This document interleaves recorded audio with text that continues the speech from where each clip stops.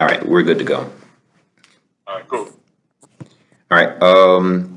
Good morning, good afternoon, good night, everybody. My name is Jeremiah, or you may know me from YouTube, kingjaielive. Today, I am joined with my co-host and my brother Kevin.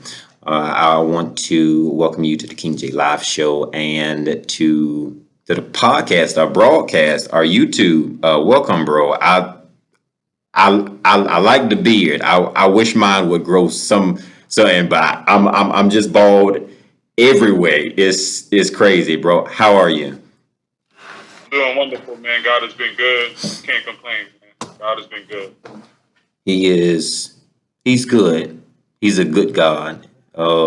Pastor, you say who wouldn't serve a God like that?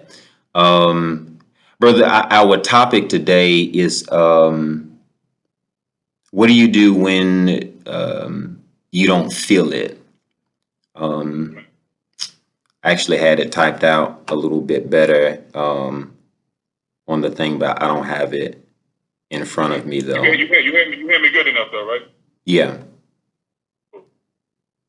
yeah.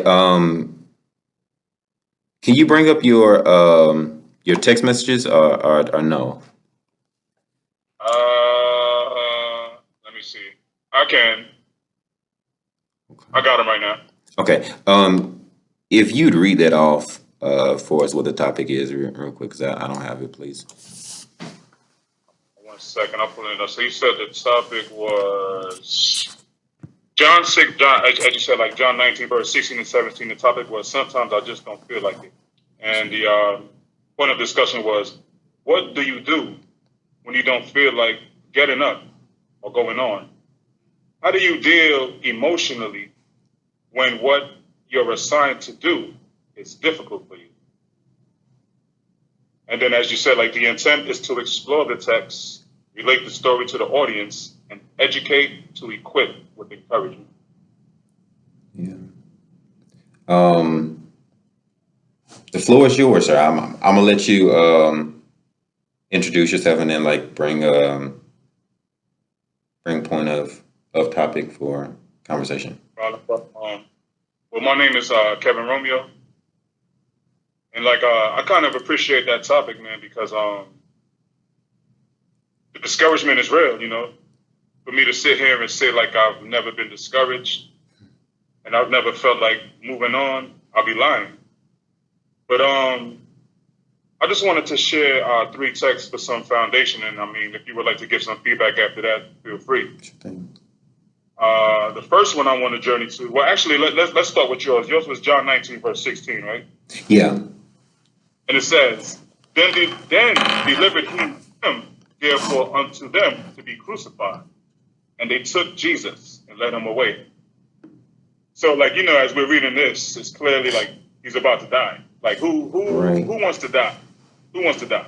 Let's be real. I mean, everybody wants to live forever. But some foundation text that I want to share at this time. The first one is in Ephesians chapter 6, verse 12. And it tells us, for we wrestle not against flesh and blood, That's right. against principality, against powers, against the rulers of the darkness of this world, against spiritual wickedness in high places. And the second one I wanted to take a look at is in Revelation Okay. chapter 12, verse 12. And we see in Revelation 12, verse 12, it tells us, therefore rejoice, ye heavens, and ye that dwell in them. Woe to the inhabitants of the earth and of the sea, for the devil is come down unto you, having great wrath, because he knoweth that he had but a short time. Well, before I share the last one, I just these are three foundation texts. The first one tells us that it's a spiritual battle. Yeah. There's forces that we don't see that's fighting for our soul. You got the spirit of God and the spirit of Satan. God has his angels, Satan got his. And we know that Satan is not going to give up without a fight. So he's going to do everything he can to knock you off course. But the last one I want to share before you give some feedback, brother, let's take a look at Jeremiah 17, Okay. verse 9. I'm turning there quickly. Jeremiah 17, verse 9, it says, the heart is deceitful. That's good. Above all things. Not some, above all things. But not only that, it says, and desperately wicked. Who can know it? So now, the Bible is asking, who can know it? My question would be, who created us? Sorry.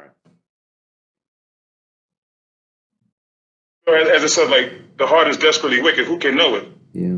The only one that can know it is the one that created us, which is God.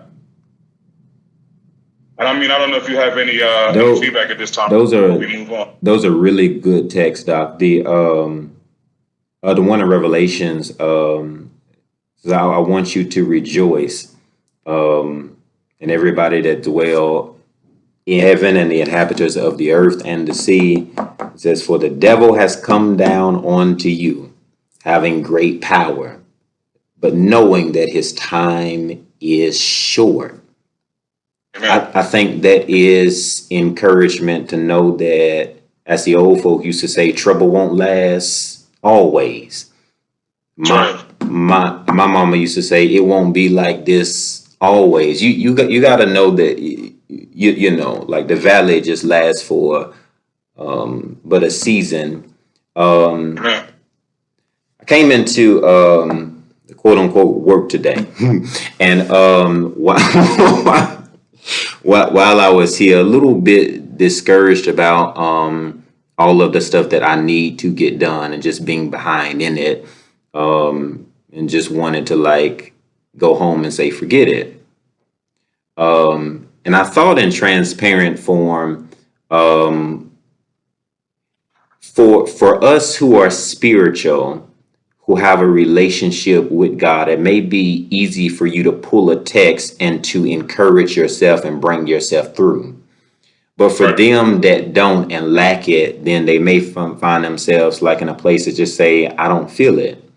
I wanted to relate to something in scripture, and I thought that there was no better instance to use but Jesus, for example, on his way to Golgotha. Jesus said, I was assigned, mission, called, purpose by God himself. And they looked at this man in the face after the accusations, after the conviction, and told him, we're still going to pursue the persecution. Carry your cross. You mean with all that gift and anointing and the calling that's on you, all that word you got locked up in you, what God has anointed for you to do is to be persecuted in the end? And they make him carry it. He's accused of stuff he didn't even do. Carry it. They look at this man as not like a promise, but a problem. Carry it. Say you're going to build some kingdom here on earth. You ain't going to do that. What you going to do is carry this. You going to heal folk. What you going to do today is carry this. Set folk free and free them from hell of sin, life of like torment. No. What you going to do is carry this cross. Crazy thing is he picked it up. Put it on his back. Carried it to Jerusalem. Not inside the city, right outside the city wall. He didn't even die in his promise. They crucified him right outside of it. And people will kill you right outside of what God promised you so you can see it die. They'll hang you right there. And Jesus says, but they were only accusations. Accusation? It was an indictment, but it was wrongfully like convicted. This is everything that they said, and I can't take this into what God promised me. So I have to kill it so it won't bother me. Majority of your problem don't be the enemy. It be the thoughts and stuff that you carry that create the enemy. And sometimes I just feel like right outside of it, you understand what I'm saying? Like I'm not not really sure like how to deal with it, especially when it's hard for me. Like the task or what God has assigned for me. So maybe you can be like encouragement to that in transparent forms. Like you just really having one of those days. I mean, I agree with what you're saying, but it's like the first text we shared, in the Ephesians 6 verse 12, we wrestle not against flesh and blood. There's going to be evil entities, man. That's their whole job is to discourage you. Their whole job is to keep you down. Their whole job is to let you lack self-confidence. I mean, it's like a demon assigned for everything that you could think of. They got like the demon of lust, demon of money. So it's like when you realize what you're up against, you got to plug yourself into the source. Because if you're not plugged into the source, you lose power. But I mean, like as we go on in our conversation, I'll share that verse that I was just talking about. Ephesians, what was that again, Doc? Ephesians 6:12. For we wrestle not against flesh and blood, but against rulers, against authorities, against cosmic powers over the present darkness, against spiritual wickedness in high places. I think it is mental and then warfare. too, if you go on to verse 13, yes, sir, it gives you the answer. It says, "Wherefore, take unto you the whole armor of God, yes, sir, that you may be able to withstand in the evil day, yes, and having done all to stand." So just thinking about it, it's like, let's say you're going to war. There's a shootout out there, and you running out there without your vest on, without your protective headgear on, man, you're gonna die. So it's like you can't expect to be successful if you're not equipped with the tools that you need. And the most important source and the most important thing that you need is God. Because without God, I mean, everything you do and everything you have is only going to be for a season. And if God is not the foundation in the center of things, it's going to fall apart. I know a lot of times he says, you but only to stand still, for the Lord will fight for you. That the enemy is already defeated before you can even get in the ring to fight him. And a lot of times we end up fighting and fail and lose and feel like in this tired place because I wanted to fight in a place that I'm not even called to. But Jesus sets good note on how we should respond to just what this verse says. It says that they accused him of everything, convicted him of anything, and then they said, "This is your cross, you bear it." And he takes it to the place of the skull, which is mental. But he tells you, like, I want you to carry your cross too. Carry your cross and be crucified in your mind daily. Isn't it what it says? That let this mind be in you, the same that's in him, that we ought to destroy our mental process of defeating me first before I let anybody. And so it's like a die to yourself, not kill yourself every day, but God, restore my mind. Let his mind, let these thoughts, let, what was it?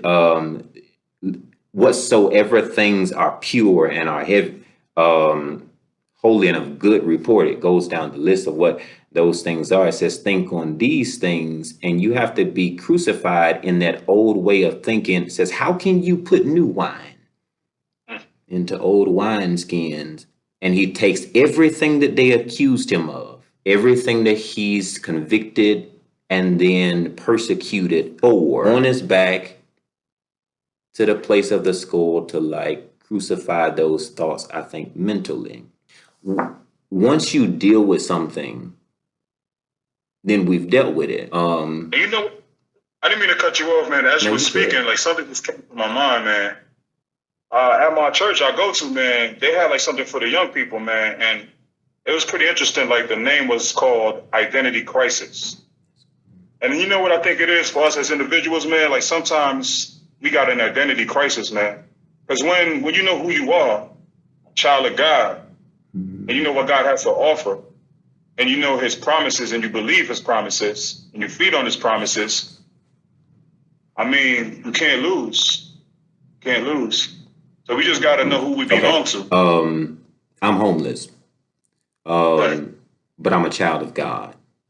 I don't have a car, and my feet have like blisters on like the bottom of them. I don't really. What's the power in being in knowing I'm a child of God when I'm seeing like struggle? Well, I mean, of course, you know, I actually wanted to share this, but I mean, I guess I'll just share it now. If you think of Job, right? That's good. Actually, let's go there so we can get an understanding of what happened, and then like that'll kind of like hit on what you just asked.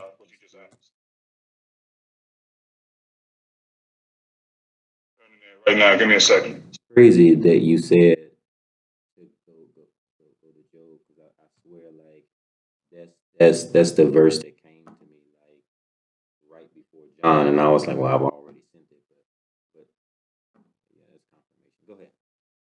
Here we go though. Check this out. Job, we're gonna start from verse 6, and then we're gonna stop at 12. And then we could dialogue, and then I just want to hit a couple more verses in the book of Job, and we could build on that. So Job chapter 1, right? Check this out, verse 6. Now there was a day when the sons of God came to present themselves before the Lord, and Satan came also among them. And the Lord said unto Satan, when coming down? Then Satan answered the Lord and said, from going to and fro in the earth, and from walking up and down in it. So like now we see right here before I go any further. So you see like Satan is already claiming this world as his.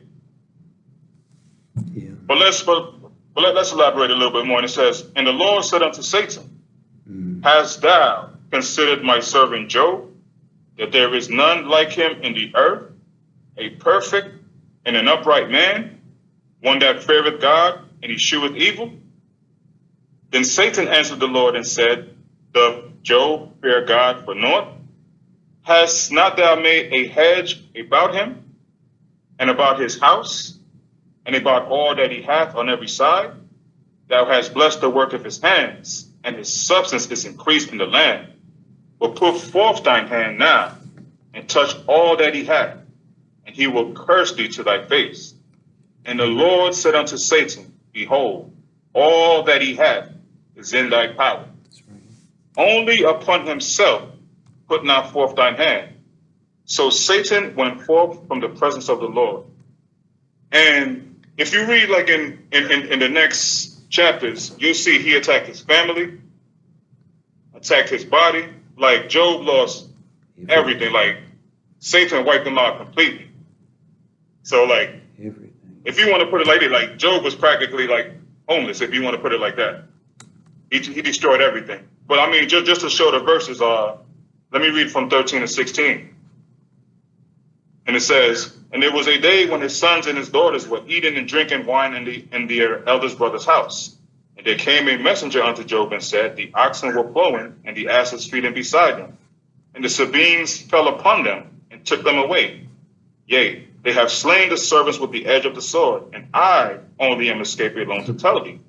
While he was just speaking, there came also another and said, the fire of God is fallen from heaven, and had burnt up the sheep and the servants, and consumed them.